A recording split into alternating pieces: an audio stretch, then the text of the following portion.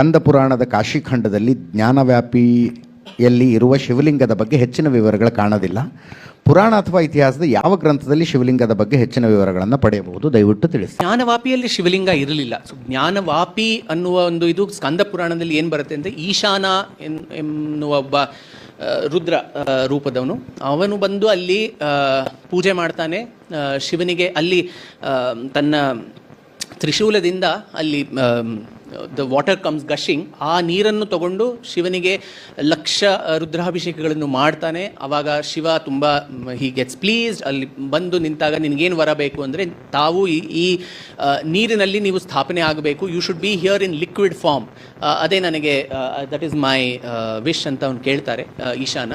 ಆವಾಗ ಈ ನೀರಿನಲ್ಲಿ ಆಚಮನ ಮಾಡಿ ಇದಕ್ಕೆ ಪೂಜೆ ಮಾಡಿದವರಿಗೆ ಜ್ಞಾನ ಸಿಗುತ್ತೆ, ಇಲ್ಲಿ ಮುಕ್ತಿಯೂ ಸಿಗುತ್ತೆ. ಎರಡು ಸಿಗೋ ಒಂದು